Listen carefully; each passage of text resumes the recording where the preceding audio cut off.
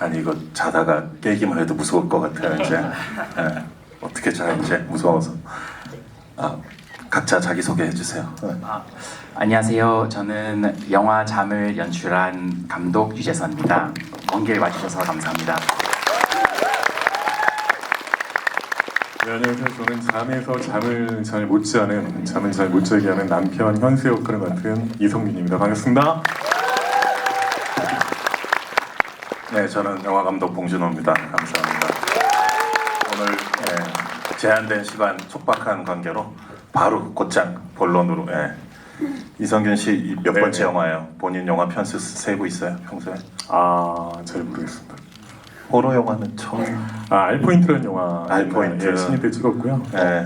공수찬 감독님. 네. 그렇습니다. 두 번째인 것 같습니다. 네. 이렇게 주인공으로서는 처음이죠. 그쵸. 네.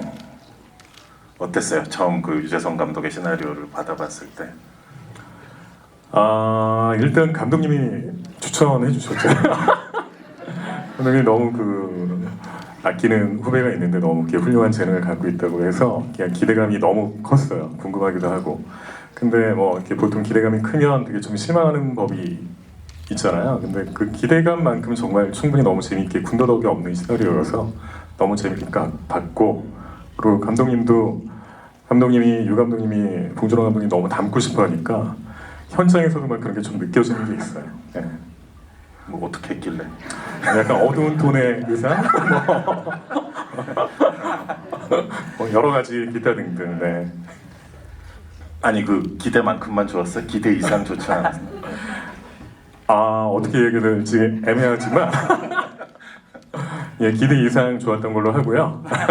근데 지금 오늘 영화 두 번째 봤는데 칸에서 처음 보고 두 번째인데 칸은 처음 보니까 약간 몰입감이 떨어지는 게 있잖아요. 그러니까 제가 직접 나오니까 뭐 제 중심으로 보다 보니까 지금 두 번째 보니까 훨씬 몰입감 있게 봤고 정말 연출 잘하신 것 같아요. 네. 감사합니다. 네. 감사합니다. 저도 큰 화면으로 본 건 처음이에요. 편집본을 한번 중간에 모니터링 부탁받고 해서 본 적은 있는데, 저도 이제 이미 제일 처음 시나리오 썼을 때부터 한번 보여줬었고, 그래서 스토리와 이런 전개들을 알고 있음에도 불구하고 오늘 95분인가 영화? 예, 맞습니다.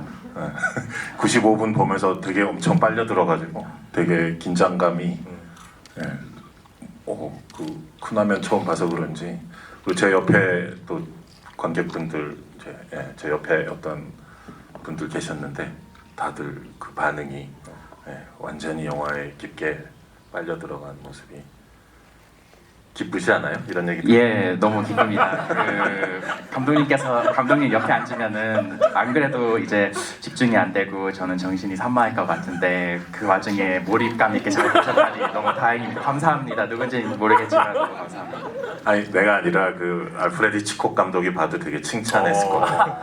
히치콕 감독님이 그분의 영화 인생의 목표는 그거였어요. 관객들의 자신의 영화의 상영 시간 동안 관객들을 완전히 멱살 잡고 캐리하는 거 있잖아요. 그러니까 요즘으로 치면 뭐 히치콕 시대에는 핸드폰이 없었지만 자기 영화가 상영될 때 뭐 500석이면 500석, 700석이면 700석 모든 관객들이 결코 핸드폰을 켤 이유가 핸드폰이 어디 있는지도 다 망각하게 되는 그런 몰입의 상태를 그분이 항상 추구하셨던 것 같은데 그분이 보셨어도 되게 칭찬했을 것 같아요.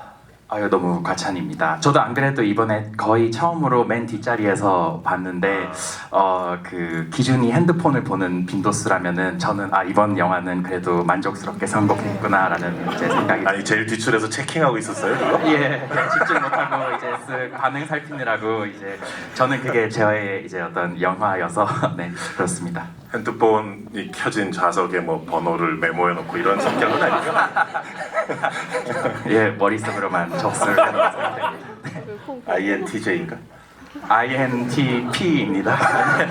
죄송합니다. 약간 조잡한 얘기를 하네요. 어쨌든 아까 그 얘기로 돌아가면 호러 영화가 이제 그 알포인트를 제외하면 사실상 이제 주인공으로선 처음인데 예를 들면 뭐 너무 많은 장면들이 놀라웠지만 특히 어떻게 보면 호러 장르적인 장면, 예를 들면 그 수돗물 마실 때 표정 같은 거 있잖아요.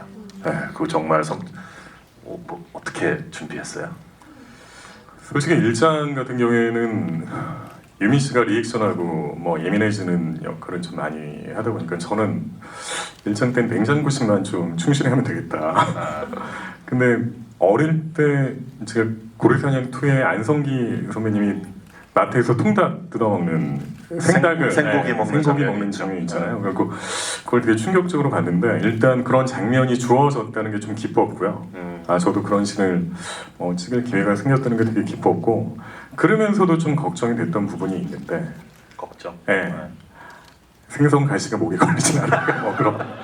네, 그래가지고 오히려 조금은 좀 더 뭐 앵글이나 여러 가지 또 기괴하게 찍히지 않을까 했는데 감독님이 사이드에서 좀 많이 잡아주셔가지고 근데 그게 충분히 잘 전달된 것 같아요. 더럽지 않게. 더 무서웠어요, 그죠? 약간. 예, 오히려 그게 더 계란 상상하게끔 만들어주시고 그게 또 사운드가 또 입혀지니까 그 촬영할 때보다 훨씬 그게 공포스럽게 잘 표현이 된 것 같아요. 네.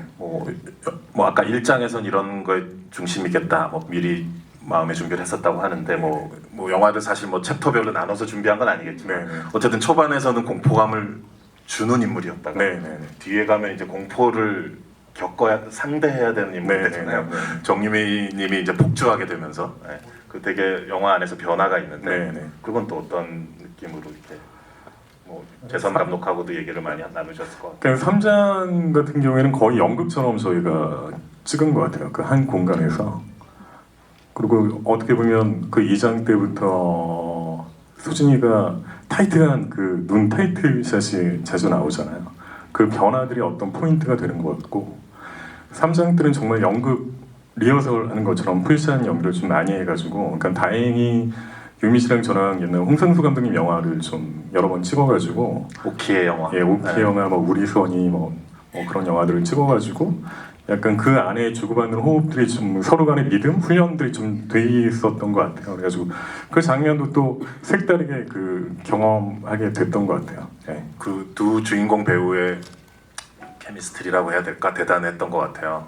정말 그 공포스러운 부분들을 빼고 생각해 보면 그 정말 소위 상투적인 표현으로 깨가 쏟아진 그 알궁달궁함이 정말 로맨틱 코미디에 근접할 정도로 그런데 그러다가 순식간에 갑자기 또 공포스러운 상황들로 전환되는 그 템포나 리듬 감각들이 놀라웠는데 그런 되게 기이한 유머들이 많이 있잖아요. 영화가 무서우면서도 그런 것들이 되게 기묘한 현실감을 주는 것 같아요. 근데 그 배우분들 얘기로 다시 돌아가면 얼마나 참 행복했을까 유재석 감독은.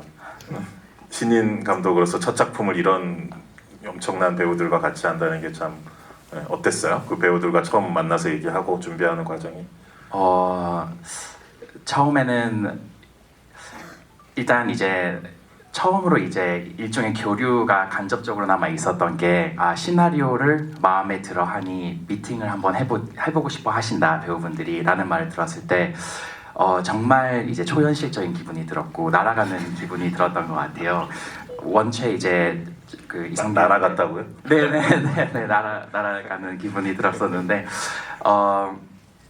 원체 이제 그 이성균 배우님과 정유미 배우님은 제가 생각하기에는 이제 한국 영화계에 이미 그 연기력으로 유명한 전설적인 배우들이기 때문에 자 빨리 본론을 네, 알겠습니다. 네, 본론으로 들어가자면은 사실 이제 그 어떤 저한테는 터닝 포인트였죠. 왜냐하면은 그 캐스팅 뭐 돌린다고 해도 안 되는 경우도 굉장히 많고 그리고 이게 저한테는 이 프로젝트가 진짜처럼 느껴지지 않았었거든요. 그러니까 너무 비현실적인 관문이 많아서 이거는 그냥 한번 도전해보는 거다. 그리고 뭐 언젠가는 엎어지고 다시 이제 다른 감독님의 혹은 연출팀으로서 프로젝트에 합류해야지 이런 막연한 어떤 제 방어 기제가 있었던 것 같은데 두 분 모두 이제 시나리오 좋고 감독님 한번 뵙고 싶다라고 한 순간부터 이거는 정말 현실적인 프로젝트구나 이거 만들 수 있는 거구나 하면서 어떤 모자를 이제 일반 어떤 연출팀의 모자를 썼었다면은 그 이후에는 이제 감독의 모자를 한번 이제 써봐야 되는 거구나 이거는 정말 내가 만드는 영화구나라는 생각이 들었던 것 같습니다. 데뷔의 순간인 거예요, 그죠? 예, 그렇죠. 네. 너무 연기를 잘해 주셔가지고 저는 이제 이거는 그 빈말이라고 생각하는 분들이 많겠지만 저는 이 두 분이 이제 제가 쓴 시나리오의 대사와 어떤 동선과 할 때마다 너무너무 소름이 돋을 때가 굉장히 많았거든요. 그리고 어떨 때는 이제 연기력에 특히 뭐 굉장히 감정이 소모가 많이 되는 연기를 하실 때마다 너무 압도돼서 그건 저희 스태프들도 마찬가지고 압도가 된 나머지 약간 커트를 외치는 순간이 굉장히 많이 딜레이가 됐던 적도 있었던 것 같습니다. 아, 그러니까 관람하는 느낌. 예, 완전히 현장에서 관람하는. 보고 있는 느낌이에요. 네, 그렇습니다. 맞아. 감독이나 촬영 감독이 그럴 때가 있어요. 멍하게 이제 그럴 때가 이제 축복이죠. 그러니까 그 명배우들의 명연기를 그 근거리에서 실제로 같은 공간에서 제일 처음 목격하는 사람인 거잖아요. 그 되게 또 축복인 건데. 네, 그랬었구나. 축복 받았었습니다. 이 기회를 빌어 다시 한번 이성균 배우님께 감사하다는 정말 감사하고 네 정말 네. 아, 근데 극중 배우란 말이에요.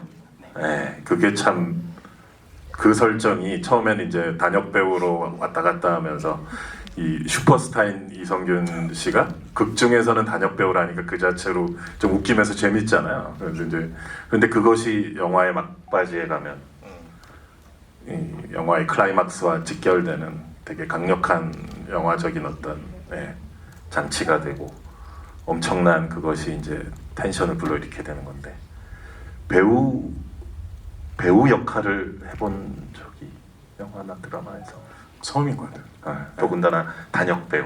네. 그죠? 막 이렇게 서 있고 뒤에. 근데 그런 고민도 조금 있지 않았어요? 본인은 이제 이미 스타로서 딱 돼 있는데 이제 그 서름도 많고 고민도 많은 단역 배우 이성균으로서 관객들을 순식간에 한 영화 시작한 지 5분 안에 설득해야 되잖아요. 그게 어색하면 안 되고 어땠어요? 아니 근데 저도 뭐 단역부터 시작을 해가지고 그런 거는 뭐 어렵거나 불편하지 않았는데 굉장히 공감이 오히려 많이 갔던 것 같아요. 그러니까 오히려 그 장면 뭐 이렇게 유미 씨 뒤에 숨고 했던 게 맞아, 이렇게 기분을 좀 약간 뭐 나중에 막 욕도 하고 막 그래 막 자학하고 뭐 병신 막 얘기했는데 이게 실제로 옛날에 제가 했던 리액션이어서 그건 좀 편하게 나왔고 다른 거보다 보는 거보다 수진이가 너무 잘한다고 얘기하잖아요. 아무것도 안 하고 그게 더 이렇게 저를 이렇게 리액션하게 만들었던 것 같아요. 제발 그런 소리 하지 말라고. 예. 약간 유재성 감독님의 멘트 같은 거죠. 그러니까 성균님은 이렇게 옛 생각을 하면서 그런 장면 네, 찍었구나, 네, 그죠? 네, 네. 예. 실제 좀 몇 년 정도 있었을까 그런 기간이. 성균님은 되게 일찍 스타가 되지 않았어요? 아니에요. 커피 프린스 뭐 이럴 때부터. 그 커피 프린스 한 게 데뷔하고 한 5년? 예, 5년. 커피 프린스 작품 만나기 전까지. 예, 그때 실제 그런 생활을 한 5년 정도 했던. 그런 걸 한 1년 한 것 같고요. 오빠 짧게 했다니. 하지만 뭐 1년이건 뭐 한 네, 달이건 네, 그게 네. 중요한 게 아니라 네. 그 생생한 그죠? 네, 기억들이. 그래서 그 이 자리엔 안 계시지만 우리 또 정유민님의 신들린 연기, 신들렸다는 말도 참 이게 조심스러워지는데 정말 정말 신들렸네. 네, 신들린 연기도 대단했는데 또 이성균님이 또 항상 본인도 엄청난 연기를 하지만 그 상대 배우를 항상 돋보이게 해주는 또 그런 그게 배우로서 또 작품 전체를 위하는 배우로서 돋보이는 점이라고 생각해요. 그 변영주 감독님 화차에서 김민희 씨의 그 연기가 활짝 꼽혔을 때 또 이성균 씨가 해줬던 역할들 이런 걸 돌이켜 보면 축구를 치면 약간 케빈 데브라이너 같은 거 골을 넣게 만들어주는 너무 감사합니다. 상대 배우의 이렇게 이마 앞에 이렇게 정확한 택배 크로스를 배달하는 듯한 김덕배스러운 그런. 어떻게 생각했었어요, 감독님? 이 두 배우가 각각 대단하다는 건 뭐 이미 처음부터 알고 있었겠지만 또 부부로서 또 그 장면들을 또 배분하면서 어떤 내가 데뷔를 하면서 이런 좋은 배우들과 이런 기회를 맞이했는데 기뻐하고만 있을 틈이 없잖아요. 그렇죠. 전략을 세웠을 것 같아요. 어떻게 했던 건지.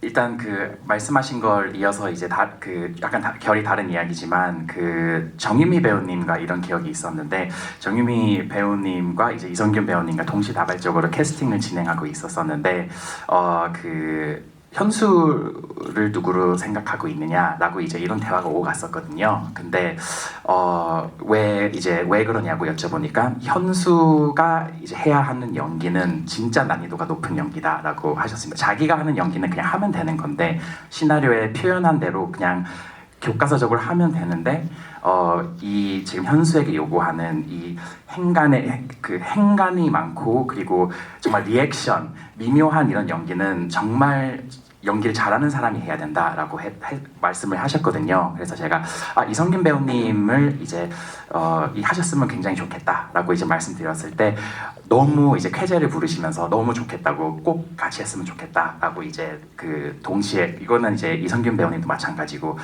그 수진으로 뭐 정유미 배우를 생각하고 있다니까 너무 연기 잘한다라고 하면서 서로가 좋아했었던 것 같고요. 저는 이제 사실 이제 그 두 배우분에 대한 믿음이 있어가지고 이거는 딱히 고민하고 걱정할 필요가 없겠다라는 생각이 많이 들긴 했었어요. 프리프로덕션부터 그냥 제 자신, 제 앞가림이나 잘 해야겠다. 물론 이게 또 저의 앞이지만 그 연기 외적으로 뭐 다른 연출적인 어떤 저의 부족한 부분들을 많이 이제 보완하고 그 부분들을 이제 열심히 해야겠다. 연기는 이미 다 됐다라고 생각을 했었고 어디서 이제 더 큰 믿음을 얻었었냐면 저희가 이제 몇 차례 리딩을 했었잖아요. 이제 그 이성균 배우님이랑 정유미 배우님이랑 같이 했었는데 정말 자신감이 넘치셨어요. 그래서 제가 혹시 이 부분 뭐 이해 안 되거나 이 부분 좀 어렵지 않을까요? 라고 했을 때 그냥 뭐 하면 다 나와 있잖아 하면 되잖아 이런 느낌으로 이제 해주셔서 저한테는 굉장한 어떤 자신감을 이제 북돋아 주셨고 실제로 세트에서도 저희가 이제 보통 감정 연기를 할 때도 뭐 이렇게 약간 시간을 드리고 감정 잡을 시간을 이제 드리겠습니다라고 조 감독님이나 뭐 PD님이 이렇게 세팅을 하는데 그런 거 하지 마 하면서 그냥 바로 이제 그 본인의 모습이었다가 이제 액션 하면은 바로 이제 모든 그 캐릭터로 변신하는 듯한 느낌의 연기를 많이 보여줘서 이거는 그냥 카메라와 어떤 호흡이나 미술 이런 것들 그 연기 외적인 것들만 잘 이제 제가 컨트롤을 하면은 되겠다라는 생각은 들었었어요. 근데 저기 실질적으로 그 뭐야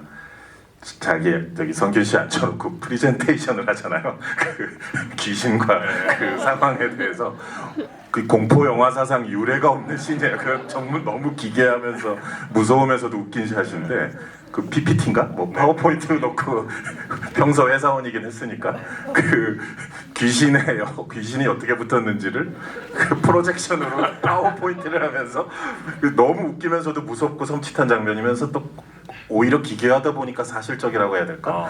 근데 그런 장면조차도 전혀 고민이 없던가? 이거 그냥 하면 되는 뭐 정유미 배우니까 그런 톤으로 거기서 그런 씬을 할 수 있었다라는 생각이 들었거든요. 보면서 사실은 고민을 하기 시작하면 되게 어려울 수도 있는 건데 어떻게 했었어요? 그때 막 그냥 찍었어요?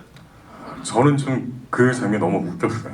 웃기고 근데 그게 저도 영국배우에서 마지막 엔딩 장면은 그런 장면이 있듯이 난 감독님이 그 PPT 준비하는 것들이 초반에 많이 나오잖아요. 수진이가 그 준비도 많이 하고 그래서 그게 약간 캐릭터로 연결된 부분이라고 생각을 했고 근데 감독님이 그때 또 기자간담회 때 그게 아니었다고 또 말씀하셔가지고 약간 의아하긴 했는데 그리고 그때 처음으로 PPT를 막 하는데 유미가 이렇게 산발로 나오는데 그 얼굴이 또 너무 귀여운 거예요. 약간 그러니까 되게 묘한 장면이었던 것 같아요. 예를 들면 그 무섭고 묘하면서 기괴하면서 또 웃기기도 하고 그런데 그 전체를 놓고 보면 사실적인데 그런 톤을 이미 오프닝 씬에서부터 명확하게 세팅을 했던 것 같아요. 차곡차곡 에스타블리시 이렇게 구축이 되어 있어요.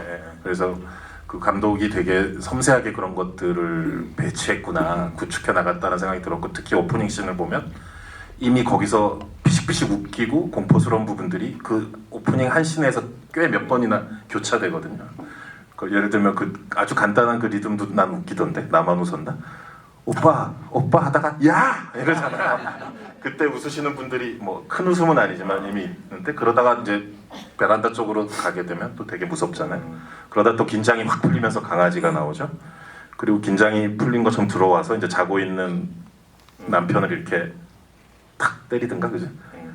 뭐 나를 살짝 그러다가 웃기게 그렇게 해서 되는 줄 알았는데 보면 슬리퍼가 딱 있는 샷에서 베란다에 한쪽 꽂혀 있었던 슬리퍼의 나머지 쪽이 이제 성균 씨 발에 딱 걸려 있는 걸 보여주면서 이제 재앙이 그 텐션을 주면서 딱 끝나는데 이미 이 첫 번째 오프닝 씬에서 되게 정교하게 영화의 톤 앤 매너가 구축되어 있다라는 느낌을 받았고 그것이 아마 영화의 처음부터 끝까지 쭉 그걸 밀어붙였다는 게 대단한 부분인 것 같아요. 그래서 보면은 뭐 되게 여러 가지 서스펜스와 긴장감이 크다가도 뭐 갑자기 또 뭐 정유미 씨가 그 수면장애 의사한테 이제 약도 던지고 그 윤경호 씨가 그래서 나중에 나와서 또 이마를 만지면서 그걸 또 환기시켜 준다거나 이런 되게 정교하게 구축된 부분들이 되게 흥미로웠던 것 같아요. 그래서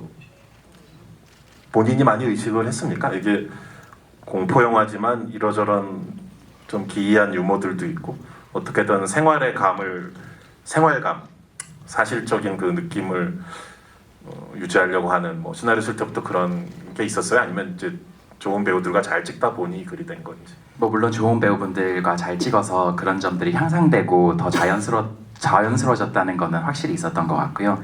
그럼에도 시나리오 단계에서부터 이게 비록 장르 영화기는 하지만 약간 어떤 유쾌한 레이어 그리고 따뜻한 레이어는 언제나 있었으면 좋겠다. 그 영화 전반 어떤 아우르는 그런 느낌이 있으면 좋겠다라는 생각이 많이 들었었던 것 같기는 해요. 그리고 이게 이 영화의 가장 큰 레퍼런스는 그 이성균 배우님이 살짝 말씀하셨듯이 이제 제 자신과 이제 제가 이제 그 당시엔 여자친구였지만 이제는 결혼한 아내였거든요. 그래서 서로가 이제 이런 상황에서 우리는 어떻게 했을까라고 이제 키득키득거리면서 약간 썼던 시나리오여서 조금 그런 어떤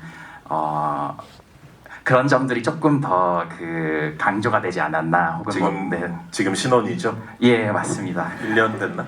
예 이제 막 1년 됐습니다. 자다가 이렇게 일어나고 그래요?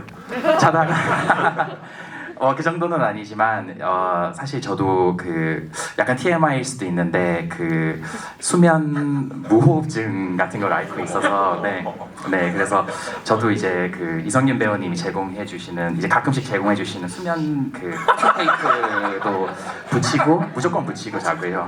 네 그리고 이제 양압기라고 해서 이게 호스로 코로 이렇게 연결해서 이제 공기를 이제 자는 동안 이렇게 불어넣어. 의학적인 프라이버시는 더 이상 알겠습니다. 죄송합니다. 이 부분은 그것 때문에 물어본 건 아니에요. 네네. 미안해요. 네, 아닙니다. 네. 아니 그 지금 뭐 배우들 얘기를 우리가 자꾸 할 수밖에 없었는데 이제 흔히 뭐 요즘 뭐 속된 표현으로 연기 구멍이 없는 영화, 그러니까 또 그 밑에 층 그 저기 김국희 배우님. 배우님부터 해서 또 모든 배우분들이 다 정말 어디 하나 또 그 우리 또 이경진 선배님이 너무 반가운 얼굴이죠. 네, 맞습니다. 친정 엄마 역할 그리고 딱 한 시퀀스 나온 게 참 아쉬웠던 우리 그 김금순 배우님 이제 무당. 해공할매 맞습니다. 되게 현대적인 이렇게 쇼트컷에 현대적인 룩으로 딱 등장해서 그 완전 시퀀스와 그 공간과 다른 캐릭터들을 확 압도하고 어떻게 그분은 또 어떻게 캐스팅하신 겁니까? 이제 그 사실 저희 연출팀 인물 담당이 그 오디션 테이프를 보여줬어요. 저희가 이제 오디션을 볼 수 있는 그 환경은 안 됐지만 이제 그분이 다른 이제 프로젝트 연출팀을 하면서 그동안 모아왔던 오디션 영상들을 봤었는데 완전히 무당과 상관없는 전혀 뭐 살벌할 필요가 없는 뭐 그런 어떤 역할이었는데 그 장면에서도조차도 제가 너무 그분의 어떤 아우라에 이렇게 빨려 들어가는 느낌이 많이 들었었거든요. 그리고 영험함을 눈빛에서 느꼈다고 해야 되나? 그래서 당장 이분을 만나고 싶다라고 이제 전달을 했었고 실제로 이제 첫 미팅 때 약간 그런 비슷한 모습으로 오셨어요. 그런 머리와 더 짧은 머리와 약간 모히칸처럼 이게 하고 오셨고 그리고 이제 코트를 입으셨고 했었는데 그 당시에 이제 독립 영화 하나를 찍고 계셨는데 여성 대장장 역할로 하셔서 그때 머리를 밀었다고 하시더라고요. 그래서 근데 딱 이렇게 오셨으면 좋겠다라고 해서 제가 사진도 많이 찍고 이제 의상 분장팀한테 이런 룩을 공유해서 거의 이제 본인 모습 그대로 화면에 이제 담긴 게 아닌가 싶습니다. 그분이 딱 한 시퀀스 등장했다가 이제 퇴장하시긴 하지만 전체 스토리 특히 후반부에 공헌하시는 부분이 크다고 봐요. 그분이 보여준 카리스마와 압도는 그분이 실제 등장하기 전까지는 그 친정 엄마가 뭐 부적을 갖다 주건 뭐 계속 무당 얘기를 해봤자 정유미 씨는 계속 피식피식 콧방귀만 꼈단 말이에요. 근데 그 관객들도 같이 이제 그분이 등장했을 때 그 압도적인 존재감을 느끼고 나니까 정유미 씨가 이제 후반부에 그렇게 이렇게 점점 이렇게 되어가는 그 과정들이 아주 이제 어쨌든 그 후반부에 폭주하시는 그 느낌들이 되게 설득력을 갖게끔 그런 것이 어떻게 영화에서 그 스토리를 전개하는 데 있어서 배우들의 어떤 힘이 아닌가 생각이 드는데 그 후추랑 앤드류는 1인 2역이에요?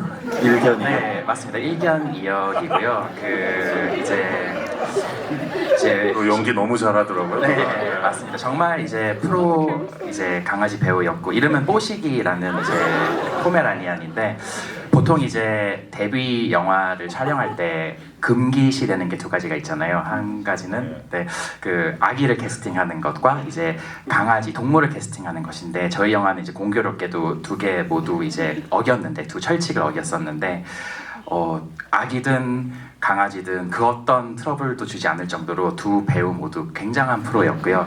강아지 같은 경우는 이제 그 후추를 연기할 때는 최대 2테이크만에 모든 걸 오케이를 할 정도로 정말 어떤 캐릭터와 동화된 모습을 많이 보여주셨었고 앤드류 때는 그럼 다른 톤으로 한 거예요? 네, 앤드류 때는 이제 저희 내부적으로는 아직 그 뽀시기 배우님이 캐릭터 이해를 못했나 보다라고 할 정도로 정말 애를 많이 먹었었습니다. 그때는 이제 10테이크 거의 20테이크를 가도 말을 안 들었던 경우가 많은데 이거는 제 어떤 소통 부족과 어떤 연출 부족이 아니었을까 싶습니다. 제가 데뷔작이 프란다스에게라고요. 여러 분들이 나왔어요. 거기. 그래서 보면서 또 타이트한 예산과 일정 안에 이렇게 알차게 찍어 나가는 영화인데 이 잠이라는 영화가 규모보다는 이제 알찬 내용과 이제 훌륭한 배우들로 가는 영화인데 스케줄도 타이트했을 텐데 저 강아지 배우가 아마 되게 잘했을 것 같다라는 추측만. 심지어 1견 2역인데. 네, 정말 이제 감사한 배우였고 앞으로 향후 이제 그 강아지가 등장하는 영화를 촬영해야 될 때 뭐 고민도 하지 말고 그 뽀시기라는 강아지를 찾으면 되지 않을까 저는 생각하고 있습니다. 아니 우리 이성기 배우님은 그 이제 병원에 이제 수염이 이렇게 길어가지고 이제 병원 생활하고 다시 돌아와서 이제 폭주하는 정유미 씨를 이제 맞닥뜨리게 되고 자 여기 우리끼리 있으니까 솔직하게 얘기해 봅시다. 이 카메라 잠깐 끄고 우리 모두가 궁금해하는 거 있잖아요. 마지막에 클라이막스에서 배우로서 아내를 위해서 혼신의 연기를 한 거예요. 귀신이 들어왔다 나간 것처럼 아니면은 정말 어느 쪽일까? 어떻게 마음속으로 상정하고 연기했어요? 그때 연기할 때 PPT를 딱 듣는데 수진한테 너무 설득이 되는 거예요. 이 말이 다 너무 실제 저라면은 진짜 기꺼이 하라는 대로 다 할 것 같은 느낌이 저럴 수 있겠다. 이게 너무 또 딱딱 맞아 떨어지니까. 근데 원래 감독님하고 테이크 갈 때마다 이게 톤 조절을 조금씩 했던 것 같아요. 이쪽으로 조금 더 신경 써가지고 약간 연기하듯이 하는 걸로 갈지 아니면 빙의로 뭐 이거는 지금 꺼주시고요. 이렇게 가야 될지는 좀 정말 귀신이 든 건지 톤 조절을 했는데 뭐 빙의로 간다고 너무 또 과하게 뭐 이 노인 이걸로 하면 오히려 더 약간 연기하는 것 같은 느낌이 들어서 약간 좀 그 어중간하게 톤을 잡은 것도 있고요. 의도적으로. 근데 약간 저의 의도는 그 연기할 때보다 그 부감샷 때 약간 저의 의도를 선택을 한 거였는데 이게 쭉 가다가 유미 씨로 포커싱이 되다 보니까 제가 연기한 게 아웃되더라고요. 이거는 뭐 여러분들 선택이 바뀌었습니다. 정유미 배우 이제 얼굴이 이 정도인지 보이죠? 이렇게 내려가죠. 그런 거 있었어요. 이제 제 살인의 추억 찍을 때도 아까 우리 대기실에서도 잠깐 그 얘기했었지만 그 박해일 배우가 이제 새벽에 갑자기 답답한 듯 전화를 해가지고 감독님 도대체 제가 범인이에요 아니에요? 그래서 아니 나도 궁금해하면서 썼어 시나리오를. 그러니까 이런 무책임한 대답으로 계속 회피하고 그랬었는데 배우 입장에선 그게 되게 괴로울 수도 있는가 보더라고요. 자기가 뭐 보는 관객들은 뭐 그 오픈된 이제 설정이나 엔딩을 받아들일 수 있을지 몰라도 직접 연기를 몸으로 해야 되는 배우 입장에서는 어느 한쪽으로 마음을 먹고 싶다는 거죠. 그래서 제가 하도 그러길래 안 돼 보여서 그냥 얘기를 했어요. 촬영 들어가기 직전에 너는 결백하다. 이 무식한 시골 형사들이 너를 그렇게 몰아붙인 거고 뭐 너는 죄가 없어. 그랬더니 너무 좋아하면서 그쵸? 저는 결백하죠. 이 나쁜 형사들 막 이러면서. 근데 이제 제가 거기다 이제 그치만 네가 결백할 그럴수록 관객들은 더 의심할 거야. 그 포지션에 있는 거라고 너는 그냥 그 위치에 놓여졌기 때문에 어쩔 수 없을 거다. 그래서 유재석 감독도 뭔가 얘기를 했나요, 성규님한테 그 라스트에 대해서? 저도 사실 이제 이 살인의 추억 속 감독님과 박해일 배우님의 일화가 이제 그 뇌리에 많이 이제 남겨져 있어서 새겨져서 저도 그 배우분들의 마음을 편안하게 해야겠다라는 생각을 하고 있었거든요. 그래서 시나리오를 썼을 당시에는 뭐 사실 제가 어떻게 해석하는지는 중요하지 않지만 저는 분명히 이제 한 그 노선을 선택해서 시나리오를 쓰고 이제 연출도 했었지만 연출을 했었거든요. 그래서 이제 리딩을 했을 당시에도 제 의견을 말씀을 드렸었어요. 그래서 저는 말해줄 수 없는 거예요. 예, 네 알겠습니다. 감사합니다. 그러면은 말씀드리지 않겠습니다. 네. 왜냐면은 그 영화라는 어떤 매체는 제가 보기에는 개봉한 이후에는 그 관객의 소유이기 때문에 본인들의 어떤 해석이 다 전혀 틀릴 수가 있는 게 아니라고 생각하고 각자의 해석이 정당하다 그리고 맞을 수 있다라는 생각을 믿기 때문에 그 해석의 문을 전혀 닫고 싶진 않고요. 아무튼 그래가지고 그 이제 리딩했을 당시에도 제 의견을 전달했고 이제 대충 그 같은 아이디어를 통일된 아이디어를 가지고 이제 촬영장에서 임하긴 했지만 막상 촬영이 되니까 여러 가지 버전과 여러 가지 이제 어떤 가능성을 다 탐구해 보자 했던 것 같아요. 물론 저희가 스케줄이 촉박한 어떤 그런 영화였지만 이런 부분은 조금 나중에 후회하지 않도록 약간 많은 경우의 수를 갖고 있자라고 했지만 결국에는 제 원래 의도대로 편집을 하고 그 편집된 그 원래 의도와 부합하는 테이크들을 선택하고 그에 맞춰서 편집을 했었던 것 같습니다. 아마 이런 면 때문에 아까 그 정유미 씨도 그런 얘기 나는 이렇게 그냥 달려가면 되는데 이 성규님 역할이 정말 어려운 역할이다 그런 얘기를 아마 그 맥락 중에 하나이지 않을까 이 부분도. 근데 사실 배우분들이 또 늘 감독 또는 시나리오를 쓴 감독과 많은 얘기를 하기도 하지만 또 배우들끼리 또 이런저런 의논도 많이 하고 감독들은 모르는 또 항상 배우들만의 세계가 있거든요. 그 장면 찍어가면서 유재석 감독은 모르고 있는 배우들 이제 부부로서 정유미 배우와 어떤 얘기 나눈 기억이 나세요? 유미랑은 그 당시에 이렇게 별 얘기 안 했던 것 같아요. 그러니까 그때가 또 그때 코로나 맞바시라 저희가 뭐 따로 밥을 뭐 같이 먹고 그럴 시간도 별로 없었고 근데 막판으로 갈수록 유미가 조금 더 확신과 이런 거를 저한테 더 많이 줬던 것 같아요. 와 우리 괜찮을까 이렇게 둘만 나오고 이렇게 둘 호흡으로만 가니까 그러니까 유미 씨가 좀 더 그 영화에 대한 확신? 오빠 우린 약간 진짜 수진이처럼 둘이라면 못할 게 없다 약간 이런 식으로 막 의지도 제가 많이 했고 많은 화이팅을 줬죠. 그리고 일부러 약간 그때 저희가 세트인데 캐노피가 2개 있었는데 유민 씨가 예민한 연기할 때 일부러 약간 거리감을 두고 따로 좀 있던 것도 있어요.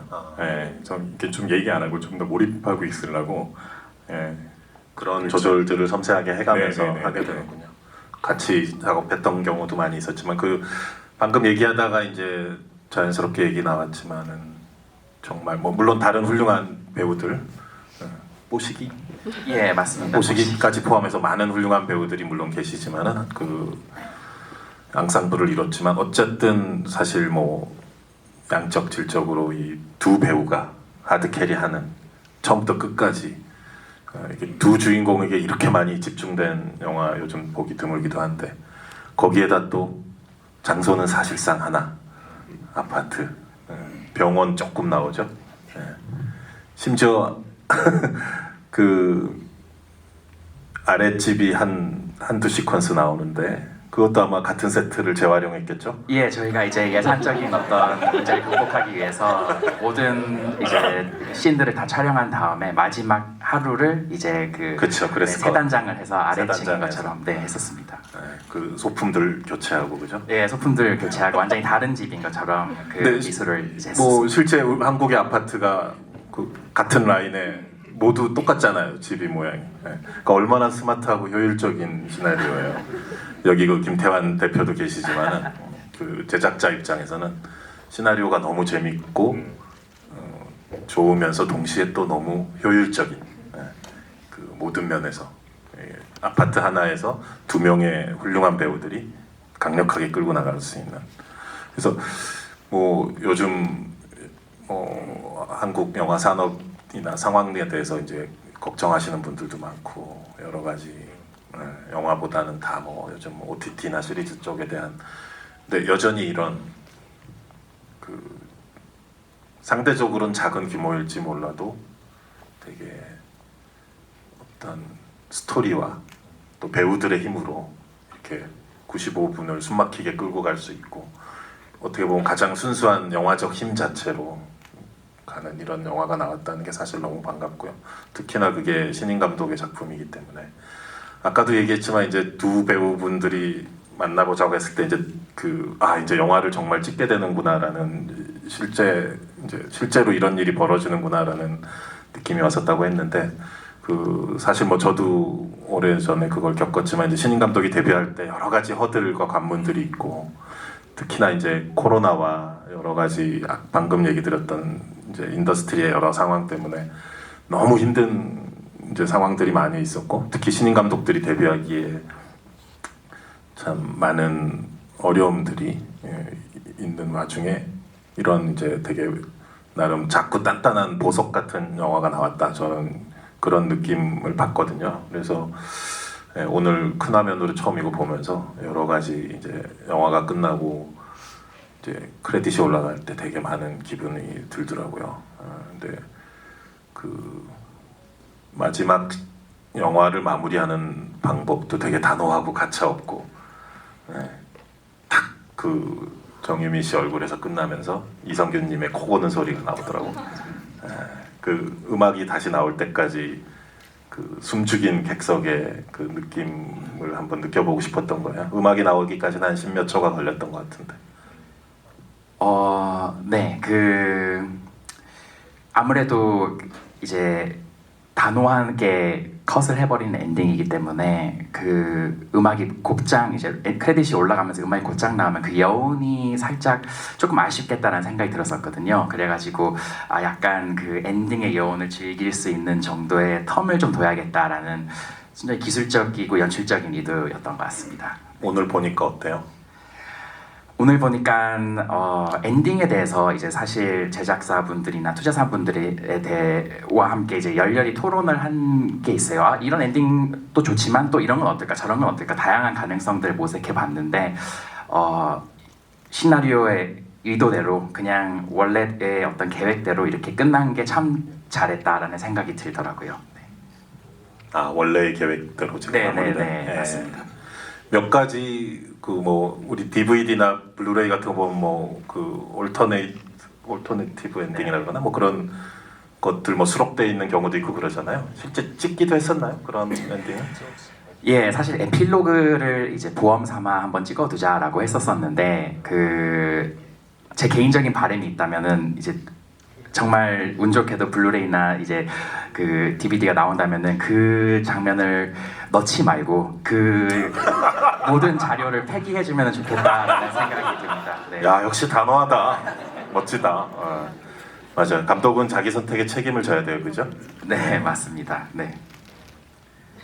만약에 그 에필로그가 이제 약간 해석의 가능성도 많이 이제 제 의도와도 이제 다른 방향이기도 하고 해석의 가능성도 많이 닫아놓는 듯한 느낌을 많이 받아서 저는 없는 게 낫다라고 언제나 생각했던 것 같습니다. 네. 이성균 배우께서는 뭐 그동안 아까 내가 작품 편수가 뭐 물어봤었는데 본인이 뭐 자세히 세어보진 않는 모양인가 봐요. 그렇지만 최소한 3, 40편 영화, 드라마 제외하고 40편은 안 들은 30편은 넘어가지요. 치면 20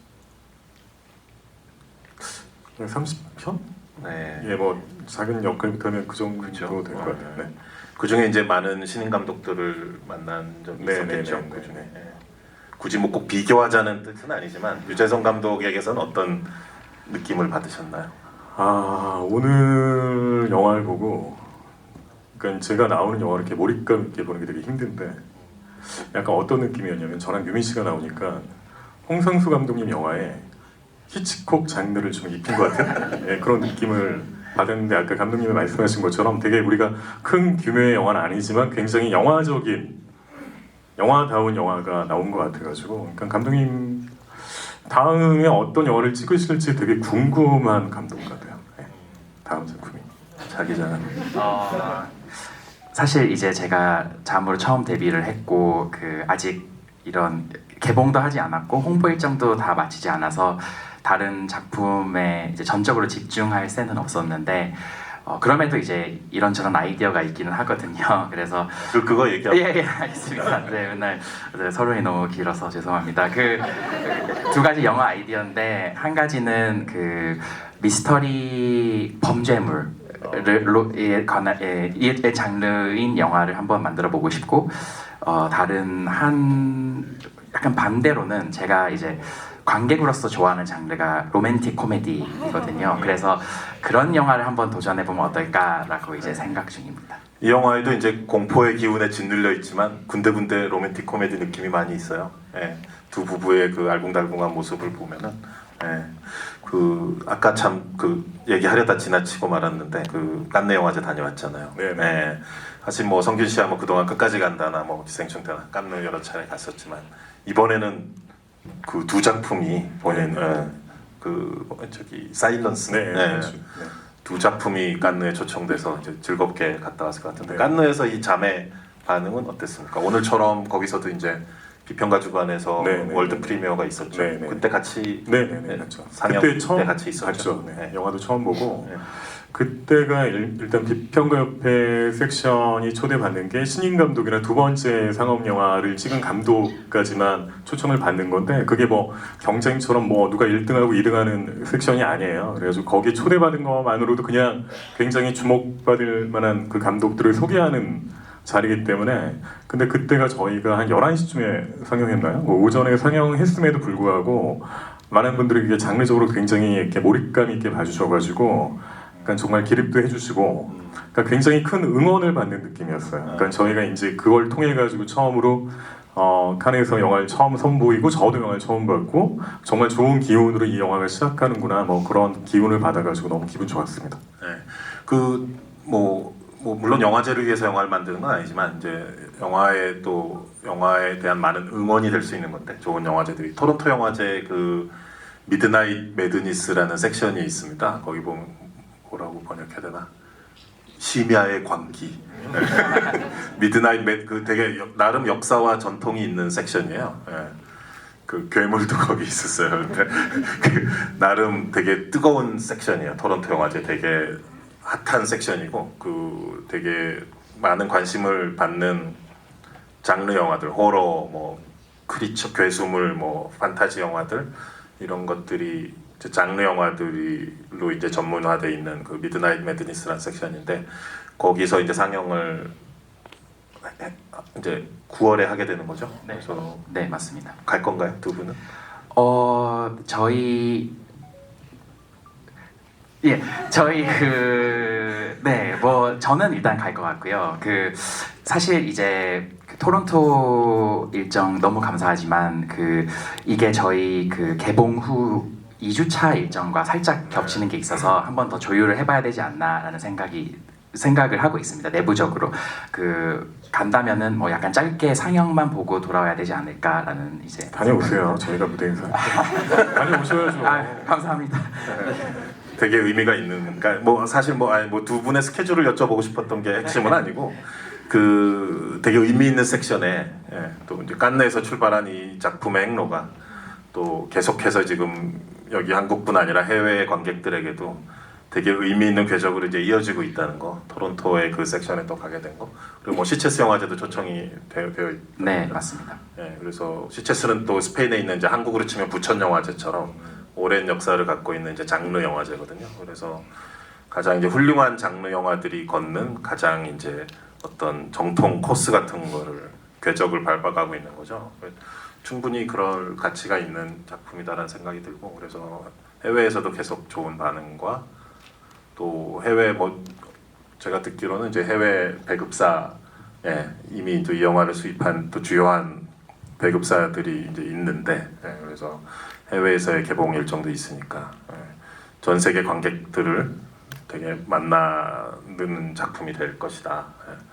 그래서 또 이 한국적인 아파트라는 상황과 또 이 밀도 높은 배우들의 연기와 또 거기에 되게 이상한 현실감 있는 형태로 무속 신앙이라고 해야 될까? 이것들이 스며드는데 이건 되게 해외 관객들이 어떻게 반응할지 저도 되게 궁금해지는 대목이에요. 그래서 근데 뭐 그런 걸 의식하고 한 건 아니겠지만 네, 전혀 사실 누구나 그러겠지만 한국에서 영화를 만드는 영화 감독님들은 제 추측컨대 당연히 한국 관객만 바라보고 이제 영화를 제작하지 않을까 싶고요. 그래서 이제 여러분의 의견이 너무 궁금하고 기대되고 걱정되고 개봉 후에도 어떤 반응들을 보여주실지 어떻게 보셨을지도 많이 이제 기대, 걱정과 궁금증이 있습니다. 종료 10분 전이라고 저기 이렇게 사인이 오고 있는데 저게 한 3분 전이니까 이제 한 6, 7분 남은 것 같습니다. 그럼 이 시점에서 이제 관객분들 혹시 질문하고 싶은 분이 있을 것 같은데 네 저기 고등학교 3학년 학생이 학업을 하다가 여기 왔다는 한말 듣는데 번쩍 손을 드시네요. 우리 두 분께 질문해 주세요. 안녕하세요. 영화 되게 잘 봤습니다. 너무 감사합니다. 제가 영화 보면서 궁금했던 게 하나 있는데 미술팀이 되게 힘들었을 것 같다라는 생각이 들었어요. 그래가지고 혹시 촬영하면서 미술팀 분들이랑 감독님이랑 싸우셨던 거나 그런 거 있으셨는지 궁금해가지고. 힘들었으리라고 추측하신 이유는? 영화 보는 중간중간마다 되게 뭔가 제가 미술팀이었다면 이 장면들은 되게 힘들었을 것 같다라는 생각들이 가끔씩 있었거든요. 싸운 적은 전혀 없고요. 저희 미감님이 이제 워낙 프로페셔널 하시고 인성도 너무 좋으셔가지고 그럴 일이 전혀 없었고 다만 이제 열심히 머리를 같이 이제 굴리고 협업을 했었는데 맞습니다. 약간 처음에는 이걸 어떻게 접근해야 될지 난감해하시더라고요. 왜냐하면은 일관된 공간이기도 하고 시각적 다채로움을 이제 미술 감독님이 책임을 한 5할 정도는 이제 지셔야 되는 상황인데 이걸 어떻게 이 한 공간에서 꾸준히 한 공간만 보여주는데 이거를 흥미롭게 갖고 갈까에 대한 고민을 많이 하셨어요. 그래서 저희가 다행히 이야기가 3장으로 나눠져 있어서 각 장마다 이제 수신과 현수의 어떤 관계가 극단적으로 바뀌는 시기이기도 하잖아요. 그래서 그 상황에 맞춰서 그리고 덤으로 이제 두 인물의 심리를 대변하는 어떤 미술을 하자라고 이제 결정을 해서 미감님이 너무 훌륭하게 각 장마다 미술을 조금 다변화를 해주셔서 비록 한 집에서 이야기가 이제 이루어지지만 시각적으로는 다채로운 어떤 즐거움을 주지 않았나라는 생각입니다. 이 자리를 빌어서 미감님한테 너무 감사하다고 말씀드리. 아니요, 안 계신데 이 자료 화면을 보신다면 너무 감사합니다, 미감님. 네. 미감님이라고 많이 부릅니다. 현장에서 미술 감독님을 압축해서. 또 질문하실 분. 네, 저쪽에 여성분 여기 하나, 둘, 셋, 네 번째. 영화 잘 봤습니다. 네. 저 궁금한 게 극 중에서 이제 엄마도 남편이 없고 밑에 집에 이제 사시는 아주머니도 남편이 없는 걸로 나오는데 그거는 극 중에 수진한테 의도한 이제 암묵적인 이혼하라는 의미인가요? 그러니까 전 그게 궁금했어요. 그 안에 있는 극 중에 이제 어머니들이 다 남편이 없는 역할로 나와서 어떤 의도로 연출하셨나요? 어쩌다 보니 캐릭터 설정을 할 때 그렇게 된 것 같아요. 그 약간 그래서 제가 이제 이 이야기를 흥미롭게 봤던 게 뭐 아랫집 이웃은 약간 0.5세대 위라고 하면은 이제 그 어머님은 이제 한 세대 위인데 오히려 이제 수진이 나이가 젊음에도 불구하고 조금 더 보수적인 결혼관을 갖고 있지 않나라는 생각이 들거든요. 보통 이제 그 저희 세대에서는 뭐 당연히 이제 결혼을 위해서 희생하는 것도 중요하지만 그만큼 중요한 게 개인의 행복이잖아요. 그래서 그런 것들보다는 이제 수진 같은 경우는 지금 우리는 너무 사랑하는 사이고 이 결혼, 이 관계, 내 남편, 우리 가정을 꼭 지켜야 된다라는 약간 어떻게 보면 클래식한 어떤 결혼에 대한 신념을 가지고 있다면 오히려 더 보수적이어야 되는 이제 0.5세대 혹은 한 세대 위인 분들이 더 젊은 어떤 그 생각을 갖고 있지 않나라는 어떤 저한테는 재미있는 관계였던 것 같아요. 약간 수진과 대비되는 그 결혼관에 있어서 대비되고 제가 느끼기에 약간 그 수진모가 이거는 그냥 이제 전사 이제 영화에서 전혀 드러나지 않는 이야기지만 수진모의 어떤 결혼 생활 그리고 뭐 남편과의 관계, 뭐 본인의 아버지와의 관계겠죠. 그런 것 때문에 반면교사 삼아서 본인은 이렇게 해야겠다라는 다짐도 조금 있지 않을까 싶기도 하고 아래층 이웃이 이렇게 오지랖 넓게 본인은 결혼돼서 이렇게 생각한다라고 할 때 오히려 반작용으로 조금 더 본인의 어떤 신념과 의지가 더 굳건해지는 기회가 되지 않았나 이야기적으로 그런 생각이 듭니다. 사실 뭐 이 영화의 그 긴장감이나 서스펜스가 어떻게 보면 부부가 함께 있음으로써 성립이 되는 거잖아요. 그래서 처음에 이제 중간에 이제 안 좋은 사건이 터지고 나서 이 남편이 자기 무슨 고시원도 뭐 45만 원짜리 알아봤다고 이제 근데 계속 같이 있자라고 하는데 이제 정유미 씨 캐릭터가 함께 해결해 나가야 된다. 가지 마라. 또 차에서 자고 있어도 올라오라고 하고 그런 부분과 아마 연결돼 있지 않나 저는 그냥 그렇게 추측을 했었어요. 그 본인이 어렸을 때 엄마와 아버지가 집에 있지 않은 상태를 해서 자랐을 때 어떤 그런 것과 직결된 부분이 있지 않나 그런 막연한 추측을 해봤었고요.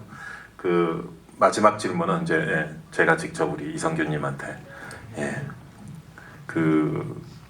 그동안 이제 많은 작품들을 해왔고 뭐 드라마뿐 아니라 한국 영화에서도 한국 영화의 어떤 2000년대 이후의 역사에 이제 여러 가지 작품들을 쭉 관통해 오면서 작품 하나하나 할 때마다 이제 여러 가지 이제 느낌과 이제 남게 되는 마음 같은 게 있을 것 같아요. 이 의미, 이 작품은 나한테 이런 것이었구나 또는 이 역할은 나한테는 이런 흔적을 남겼구나. 뭐 많은 그런 감상이 있을 텐데 지금 이제 물론 개봉을 아직 앞두고 있으니까 조금 이른 질문이긴 하지만 이 잠이란 작품이 본인한테 어떤 의미인지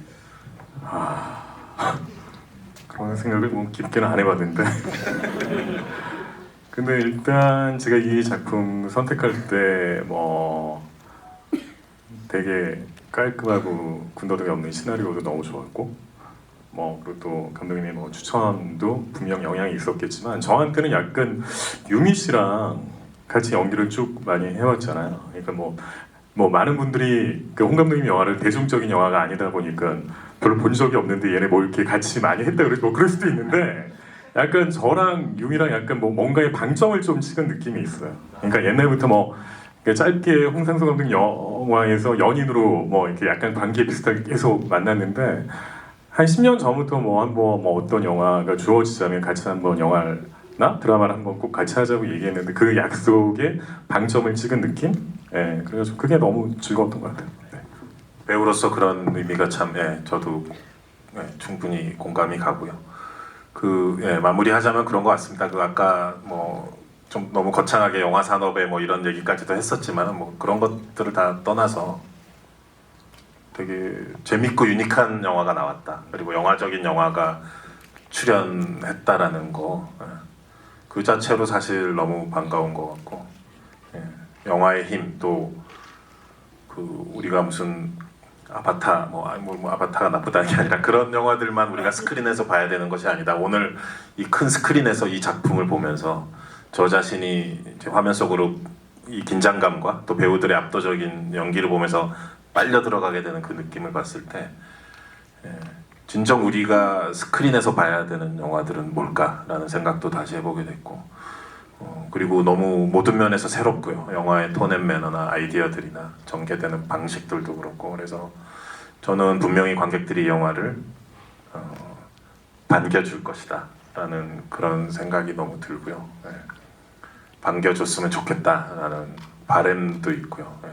그런 생각입니다. 그래서 아까 제 옆에 앉으셨던 관객분들이 이제 끝나고 자막 올라갈 때 너무 재밌다 이러면서 막 얘기를 하시더라고요. 지어낸 얘기가 아닙니다. 그죠? 어디 저기 계신가? 네. 아 저기 계시네. 저 두 분. 네, 정말 그러셨어요. 네. 그래서 그 관객 저 두 분의 반응이 아마 모든 전체 관객분들의 반응과 다르지 않으리라 그렇게 믿으면서 예, 오늘 이 자리에 함께해 주신 여러분들 감사드리고 간략하게 마무리 인사. 아이토랑 같은 주말 시간을 쪼개셔서 이렇게 먼 길 와주시고 저희 영화에 관심을 가져주실 뿐더러 미리 봐주셔서 너무 감사합니다. 그리고 좋은 말씀 해주신 감독님께도 너무 감사하다고 이제 말씀드리고 싶습니다. 네. 그 개봉하려면은 아직 시간이 한 1주 정도 넘게 남았는데 재밌게 보셨다면은 입소문 많이 내주시면 감사하겠습니다. 네.